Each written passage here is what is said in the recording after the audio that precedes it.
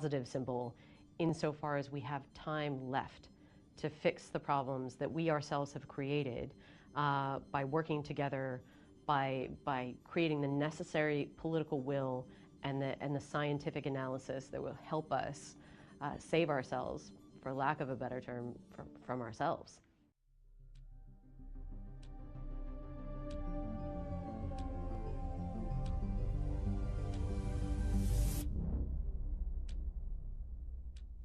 Thank you for joining us today. My name is Alexandra Bell, and I am the President and CEO of the Bulletin of the Atomic Scientists. It is the determination of the Bulletin's Science and Security Board that humanity has not made sufficient progress on the existential risks that endanger us all. We thus move the clock forward. The Doomsday Clock is a tool for communicating how close we are to destroying the world with technologies of our own making. The risks we face from nuclear weapons, climate change, and disruptive technologies are all growing. Every second counts, and we are running out of time. It is a hard truth, but this is our reality.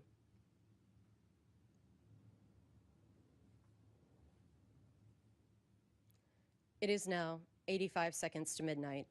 This is the closest the world has ever been to midnight.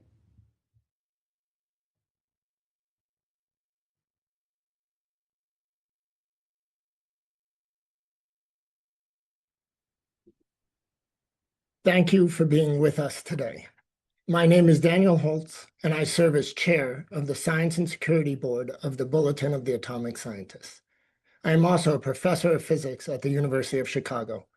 UChicago was the site of the first controlled nuclear chain reaction and was also where the Bulletin of the Atomic Scientists was founded. The Doomsday Clock is now at 85 seconds to midnight, the closest it has been in the history of the clock. Last year, we warned that the world was perilously close to catastrophe and that countries needed to change course towards international cooperation and action on the most critical existential risks. Unfortunately, the opposite has happened. Rather than heed this warning, major countries became even more aggressive, adversarial, and nationalistic. Conflicts intensified in 2025, with multiple military operations involving nuclear-armed states. The last remaining treaty governing nuclear weapon stockpiles between the US and Russia expires next week. For the first time in over half a century, there will be nothing preventing a runaway nuclear arms race. On climate change, the assault on the environment has, if anything, escalated. Atmospheric carbon dioxide and global sea levels have reached record highs. Droughts, fires, floods, and storms continue to intensify and become more erratic, and this will only get worse. Grave dangers persist in the life sciences, particularly in emerging areas such as the development of synthetic mirror life. Despite repeated warnings from scientists worldwide, the international community has no coordinated plan, and the world remains unprepared for potentially devastating biological threats. AI is a significant and accelerating disruptive technology. AI is also supercharging mis and disinformation, which makes it even more difficult to address all of the other threats we consider. But instead of working towards international standards governing AI safety, we are running headlong into an AI arms race with what could be dire consequences. We're also concerned about the increasing rise of nationalistic autocracies. If the world splinters into an us versus them, zero-sum approach, it increases the likelihood that we all lose. These autocratic trends impede international cooperation, reduce accountability, and serve as a threat multiplier, making it even less likely that the world will address the existential threats at its doorstep. We note with alarm the recent tragedies in Minnesota and the erosion of the constitutional rights of American citizens. History has shown that when governments become unaccountable to their own citizens, conflict and misery follow. This global trend makes the world more dangerous for everyone. For all of these reasons, we move the clock forward. Our leaders need to do better. We need to do better. For more information on why the clock is at 85 seconds, please read our statement at thebulletin.org. Today, I am joined by Bulletin President and CEO Alexandra Bell and 4 colleagues from the Science and Security Board. National Security and Disruptive Technologies expert Steve Fetter, climate scientist Inez Fung, bio expert Asha George, and nuclear expert John Wolfstall. We are also honored to be joined by Maria Ressa, one of the world's most renowned and fearless journalists.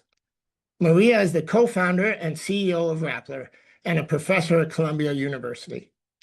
She was awarded the 2021 Nobel Peace Prize, cited for her efforts to safeguard freedom of expression, which is a precondition for democracy and lasting peace.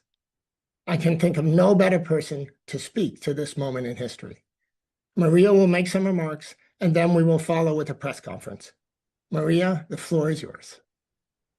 Thanks, Daniel. Okay, 85 seconds to midnight. That is the closest we have ever been, and I'm going to say to the end of the world. You've just heard the threats we face: nuclear arsenals growing, climate records shattering, biological risks multiplying, artificial intelligence racing ahead of our ability to govern it. These are new triggers on top of the old problems which have been there, which the Sustainable Development Goals tried to address. All of that, of course, now is a dream, and it's gotten much worse. But I want to talk about something that makes all these threats even harder to address. The crisis beneath all the crisis, which you just saw, which I pointed out at the opening of the 80th UN General Assembly. We are living through an information Armageddon. That's brought about by the technology that rules our lives, from social media to generative AI. None of that tech is anchored in facts. Your chatbot is nothing but a probabilistic machine.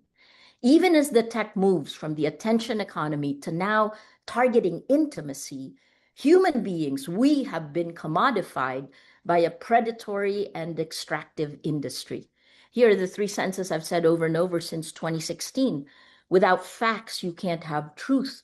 Without truth, you can't have trust. Without these 3, we have no shared reality. We can't have journalism. We can't have democracy.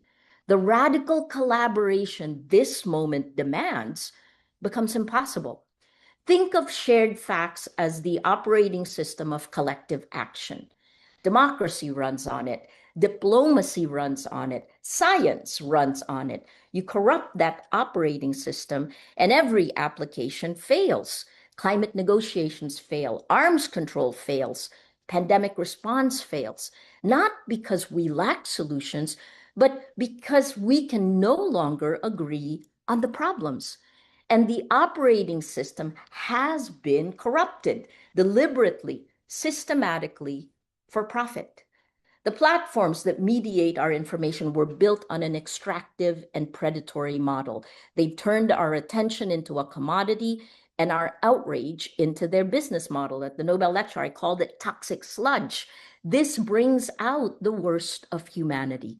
They don't connect us, they divide us. And in that division, they've enabled the collapse of cooperation and the rise of illiberal leaders who exploit chaos. As of last year, VDEM pointed out that 72% of the world is now under authoritarian rule. In my country, the Philippines, we lived through this. Disinformation enabled a brutal drug war. It attacked journalists. When I was first arrested in 2019, our top newspaper's headline adapted the Martin Niemöller quote, right? The headline was, "First, they came for the journalists. We don't know what happened next." Well, today, I've won 10 of the 11 criminal charges, the cases filed against me. I joke that the Philippines has now moved from hell to purgatory, and many of you in the West are now moving to hell. Because what happened in my country didn't stay there. That playbook has spread across the world. Last week in Davos, Canada's Prime Minister Mark Carney said this best: "We are in the middle of a rupture, not a transition. The old order is not coming back, and that rupture was accelerated by the destruction of our public information ecosystem. We can't solve problems we can't agree exist. We can't cooperate across borders when we can't share the same facts." Now add generative AI, the chatbots that threaten to accelerate this chaos exponentially. floods of synthetic disinformation at near zero cost, AI slop victimizing millions in scams, supercharging the dysfunction in our information ecosystem. Oh, yes, and killing our environment because of the resources it needs to run. But we're witnessing something more dangerous: the fusion of state power with the tech oligarchy. The men who control the platforms that shape what billions believe have merged with the men who control governments and militaries. Might makes right is the new operating principle, and they have the tools to manufacture consent or to simply drown out dissent. Just last week, the Nerve released research on how controlling the information ecosystem cements power. The title is Narrative Warfare and the Breakdown of Reality. It showed how in less than a year, what started as a meme became state policy and then kinetic reality in Venezuela. It shows a three-stage funnel. Narrative warfare fragments the shared reality, enabling the dismantling of institutions, clearing the path for corruption and kleptocracy. What happened in Venezuela? Greenland threatened, Minneapolis militarized, wars multiplying, not ending. This is what becomes possible when the battle for information integrity is lost. And while this happens, the clock keeps ticking. Nuclear arsenals grow while arms control collapses. Climate records shatter while the US wages war on renewable energy. The very cooperation we need to survive on AI, on pandemics, on the planet becomes impossible. 85 seconds to midnight. It is ticking, but it can be turned back. Can't leave you depressed. Now is the time to act, right? We need technology platforms redesigned around human rights, not engagement metrics. We need journalism funded as critical infrastructure. We need AI governance that prioritizes safety over speed. And we need middle power, civil society, and citizens acting together because, as Canada pointed out, if we're not at the table, we're on the menu. Information integrity is the mother of all battles because you can't run democracy on a corrupted operating system. You can't turn back the doomsday clock when half the world doesn't believe these problems even exist. But each of you watching, what can you do? You can do a lot because narrative warfare targets the cellular level of a democracy. That's each of us, the citizens. We think three buckets: technology, journalism, and community. We need to demand better from these extractive and predatory tech companies and join public interest tech like our Matrix Protocol chat app. It's open source, federated, end-to-end encrypted. Support independent journalism and build communities of action. At the worst of times, we in Rappler turned to our communities. Our citizens demanded better. And today, the reporting of journalists in the Philippines, working with civil society, has helped put our former president, the guy who tried to put me in jail, Rodrigo Duterte, he's now in jail at The Hague, facing charges of crimes against humanity. It took a whole of society approach. The destruction has happened. We're standing on the rubble of the world that was. Now it's time to create, to build the world we want that is more compassionate, more equal, more sustainable. 85 seconds to midnight. You know, the question now is not whether we can, the question is whether you will.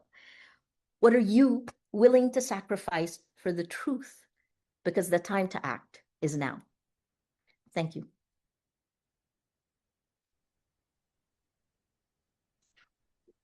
Thank you, Maria, for those powerful remarks. We'll now turn to the press for questions. Thank you. If you wish to ask a question, you may use the raise your hand function and your line will be unmuted when it's your turn to ask a question. As a reminder, the Q&A period is for reporters only. If you're having issues with your own audio or the raise hand function, you can use the text-based Q&A box and we'll do our best to get to all the questions. Okay, let's take our first question from Sean Tandon at AFP. Sean, please unmute yourself. Hi there, can you hear me? Yes. Thanks for doing this. A couple of you touched on this in the comments, the situation in Minnesota. I was wondering if you could, I know this is global, not just the US, but I was wondering if you could describe how much Trump's first year in office affected your the decision to move the clock. I know last year there was some talk that he's already talking about peace and cooperation, at least rhetorically. Is there a disappointment? Is there to what extent have Trump's actions in the first as the first year of his second term influenced this decision? And so, as we've discussed, there are many things that go into the setting of the clock, many different issues. We worry about climate. We worry about the nuclear threat. And of course, we also worry about mis and disinformation. And we mentioned explicitly, we worry about the rise of autocracy and, as Maria eloquently described, sort of the erosion of democracies globally. So all of these things go in. There have been some actions that have made things much worse. There have been some actions that maybe give hope. What we do is we kind of combine all of these things. We don't divide it into what has this person said or done and how does that now. We look at it holistically and then make our assessment. So it's hard to point at any one thing and say this was responsible for 1.3 seconds. Instead, we really try to capture the full sense of the world. And in our assessment, the full sense is bad. We're now jumping 4 seconds, which is a large jump, to 85 seconds, which is the closest it's been ever. So the main message is we should be worried, but there are many things that can be done that would turn back the clock. This is a fundamentally optimistic exercise. The whole point of this is there are ways to turn back the clock. We need to band together and take those actions. It's in all of our interest to do so. Great. Let's take our next. Oh, sorry. Daniel, if I might add, I think in terms of specific actions that we've seen from President Trump, he's repeatedly claimed humanity, and that's rhetoric that we can get behind. The problem is that rhetoric has not matched actions at all. He is, in fact, actively frittering away half a century worth of arms control efforts to keep stability between the two largest nuclear armed nations in the world. He's been attacking the tools and technologies that can help us manage climate change, attacking science and academia, the very people who will help us find these solutions. So obviously, actions of this administration have affected the clock, but the Doomsday Clock is about global risks. And what we've seen around the world is an egregious failure in leadership. No matter the government, a shift towards neo-imperialism, an Orwellian approach to governance will only serve to push the clock towards midnight. Great. And just taking a question that seems like a good follow-up in the Q&A box, how would the Trump administration actually go about negotiating a new deal with Russia to maintain current nuclear limits or further reduce both countries' nuclear weapons? John?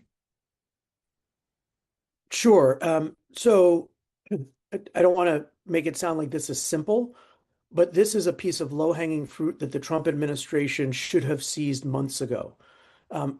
Vladimir Putin, president of Russia, said that it would be a good idea for the United States and Russia to extend the limits under New START, which would allow each country no more than 1,550 nuclear weapons. Trump at the time says, sounds like a good idea. And then there was no staff work. There was nobody tasked to actually go and talk to the Russians about this. When Vladimir Putin and Trump met in Alaska, it didn't even come up. So to be frank, they could agree tomorrow. They could pick up the phone and say, let's just agree politically, we will keep this number and we will exchange data every 6 months as we did under the New START treaty until Russia stopped complying in 2023 to give our intelligence communities the means to verify that information. That would be a basic requirement to move this in the right direction, and it could be done today. Then there are people in the United States government, some of whom haven't been fired, who know how to negotiate these agreements, who know how to verify these agreements, and they should be sent to tasked to work with the Russians every single day until we come up with a new text. It could be at 1,500 weapons, it could be at 1,200 weapons, it could be at 1,700 weapons, but there needs to be some predictability in how many weapons the United States and Russia will deploy, and then to begin to engage China on the same thing. The reality is, under multiple administrations before Trump, this was the daily work of government and national security, and under Donald Trump, it has ceased. There are no smart people dedicated to protecting the United States working this problem, engaged with our adversaries to try to reduce this danger. And that's what has to change. Great, let's take our next question from the Q&A box. How big of a concern are nuclear weapons in space and a military space race? Steve, you want to take that one? Yes, well, I do think this is a serious concern. And there's rapid technological change in space. The US is now launching more satellites every week than we launched every year 20 years ago. Some of those satellites, like Starlink, are being used to support military operations, such as operations in Ukraine. Russia and China have taken notice of that and have talked about how they might disable those satellites as the first act or an early act of war. And because there are so many Starlink satellites, perhaps one of the only ways to disable the whole constellation would be with a nuclear explosion. These concerns also relate to Golden Dome and President Trump's plan to put interceptors in space. That's another case where many thousands of interceptors would be needed, and Russia or China might counter that deployment by stationing nuclear weapons in orbit, by using nuclear weapons in space. So I do think this is a serious concern that has to be confronted. Okay, let's move along to our next question. It's from Barnaby Naburka from the Interwire News Agency. Barnaby, go ahead and unmute yourself. Barnaby, we can't hear you yet. Can you hear me? Yes, we can hear you now. Thank you. Hello, everybody. I have a question regarding autonomous weapon systems. The next generation of fighter jets, tanks, and vessels are being manufactured with similar technology to what we're seeing with drones. So it's not just in terms of navigation and target acquisition, but even firing now is possible via artificial intelligence on board these weapon systems. And now I'd like to ask if the board is concerned by this trend and if they feel that the delegation of firing to algorithms is a potential risk with nuclear weapons now being involved.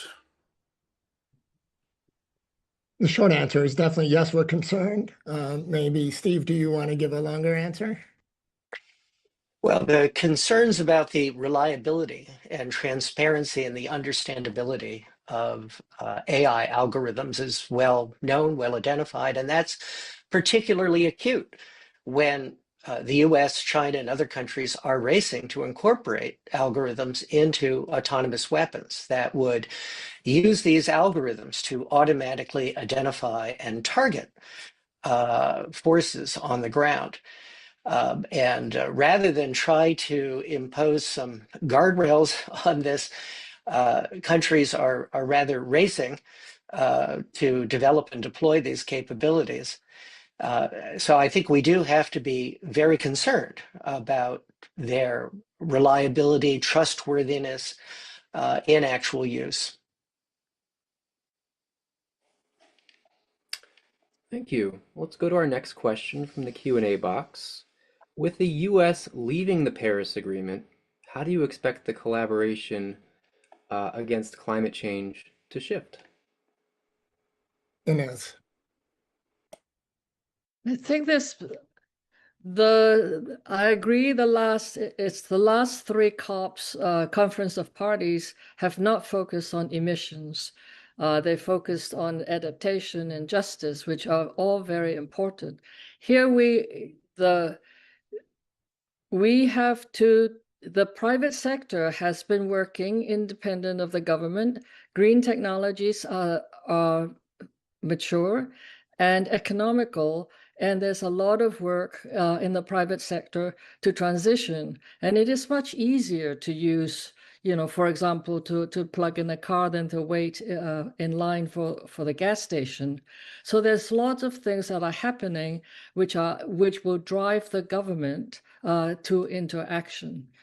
And I hope that the grassroots or the private sector and the governments can work together to see that it is a win-win for all if we go in the renewable energy and not rely on fossil fuels.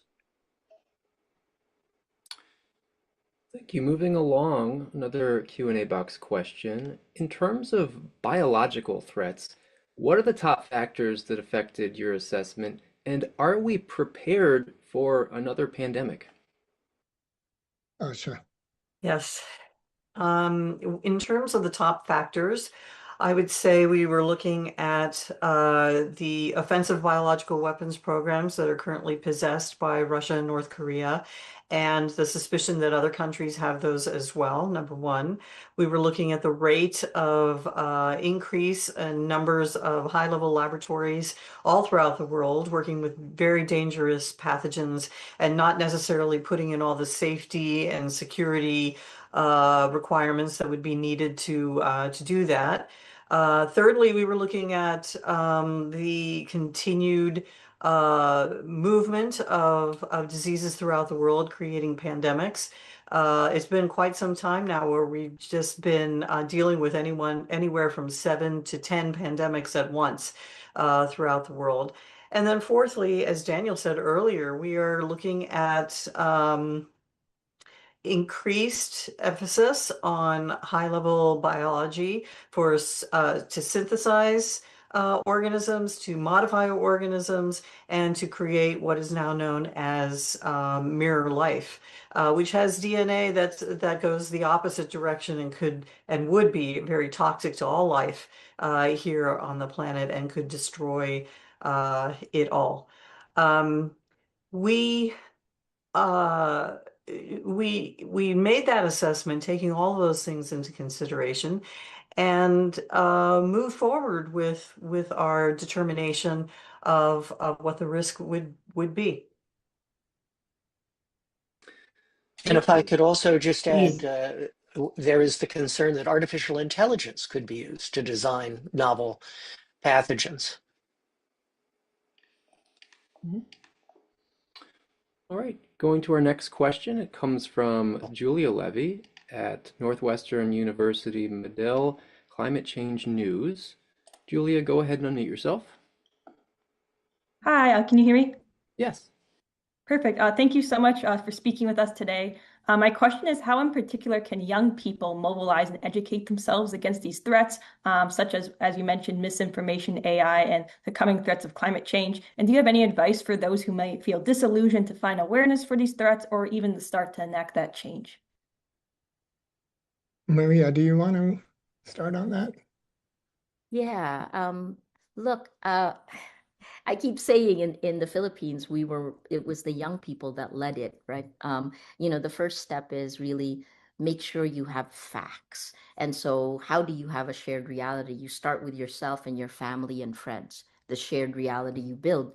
Then you bring your community together. We say we build communities of action.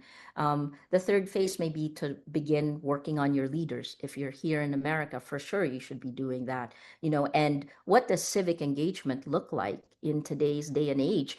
I also would shift away from the word misinformation. I think that's something that tech lobby has done a lot to. The problem is disinformation when someone is trying to change the facts. I guess the last part is that the idealism. That's incredibly important at this point in time because this is a moment to create. And I think that's also incredibly empowering for young people. I want to echo that last point that Maria made, which is, this is a very complicated range of threats. But what that means is that there are many different ways to have impact. And the question of how you engage with these threats on a personal level, that's a deeply personal question. And it depends on your skills and your interests. And if you're an artist, you can make art that is related to this, or scientists can work on the threats and find ways to mitigate, or whatever it is you do, try to bring this on board. These threats impact us all, and find ways carrying that forward and turning that into action is exactly what we need. And it's sort of this next generation, especially, it's their creativity and their passion that's going to help address these threats and carry us through our future. Great. Let's take another question from the Q&A box. Given the current dangerous directions we're on, where can we see a sign of hope that the clock can be turned back? Are there any practical examples of specific projects that could reverse the pattern if implemented? You know, positive notes, anything like that? Alex, please. Yeah, I think these problems can seem overwhelming if you simply focus on the volume, the scale, the interconnected nature of all these threats. But I think the thing to remember is these are human-caused existential threats. We created these problems, and thus we have the ability to fix them. And it can't be done all at once. There's no single elegant solution for any of the problems that we're facing, but these problems are solvable. So like Maria and Daniel said, simply availing yourself of the information, re-entering this conversation that, quite frankly, I think a lot of people have been happy to keep the public out of, is re-enter, get information about these threats, talk with your communities, with your civic groups, with your friends, with your families, ask your elected leaders at every level what they're doing about these issues. Every time we've been able to turn back the hands of the clock, it's been because we had scientists and experts working to find solutions, and a public that was demanding action, a public that demanded to see these tools, technologies applied for helping humanity, not harming it. So whether it's getting back to the table on arms control agreements, demanding that our leaders go to the negotiating table, demanding that we take the steps to push back against climate change and extreme weather, something many people around the US at least are experiencing today. These are all things that we can continue to work on, but they won't go away just by ignoring them. And there's no doubt that the scale of problems that people face on a day-to-day level can be consuming. But if we get these problems wrong, nothing else will matter. So we need people to incorporate this into the challenges that we're facing, but together we can make a difference. Maria. Yeah, I think there are many success stories on every single one, but one of the things we need to realize is that our public information ecosystem will not give it to you. You have to actively create your shared reality so you find the facts. So you heard from the scientists here and the experts of the Bulletin of Atomic Scientists, but beyond that, once you have the shared reality, then you can act together. That's important for any democracy, right? And I'll use us as an example in the Philippines. By all intents and purposes, I should probably be in jail, right? Rappler should have been shut down. Our lawyers told us in 2016 we were crazy to keep doing our jobs, but we did. I think the last part we haven't really mentioned is values, right? Remember the shared values we have that brought us all together, that created this peaceful world. And then you move forward on that. So look, our shared reality in the Philippines, right? We now have the man who had brutally killed maybe tens of thousands of people. He was arrested in March last year. Rodrigo Duterte is in jail at The Hague waiting for a trial for crimes against humanity. And that is journalists working with civil society.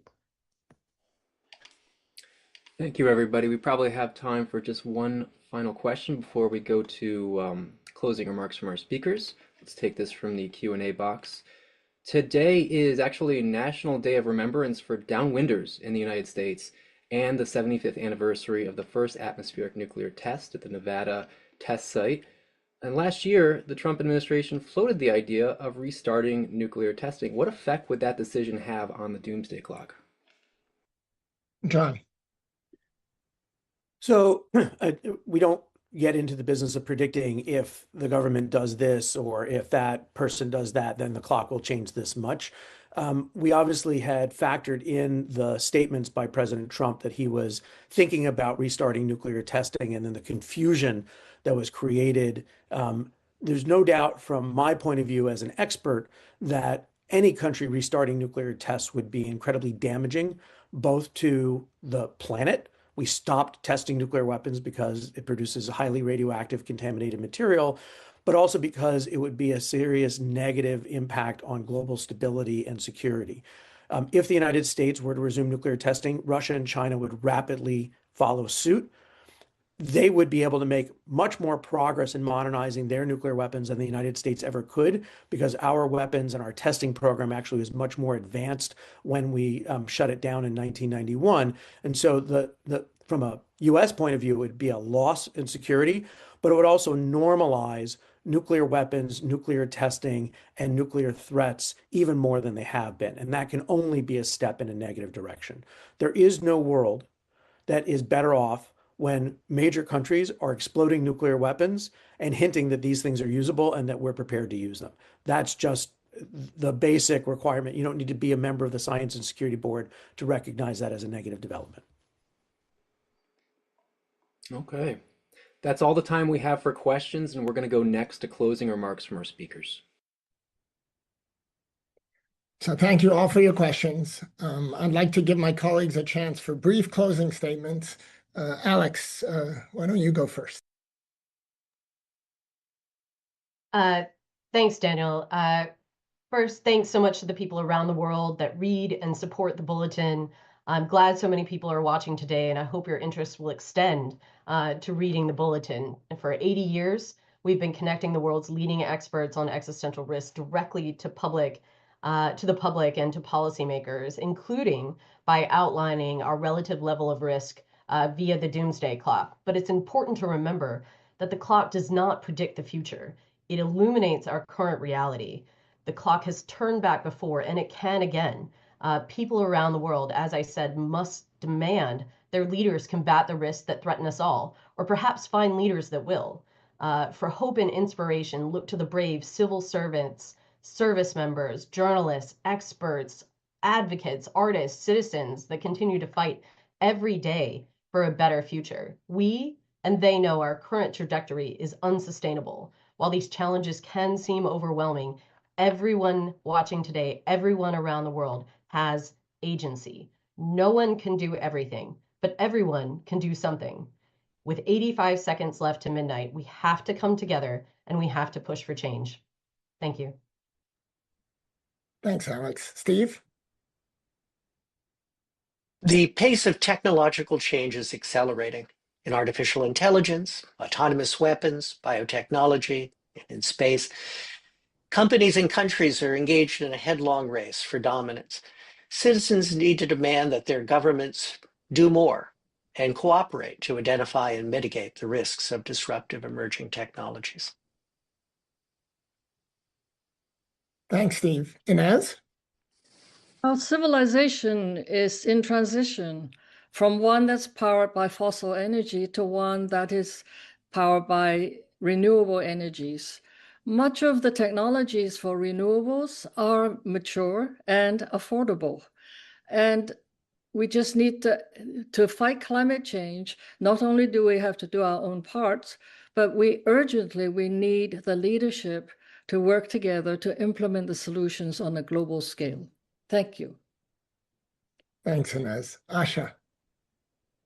Yeah, I would say that just the way disease is pandemic and all around the world, people who can do something about these issues, including disease, are also all around the world.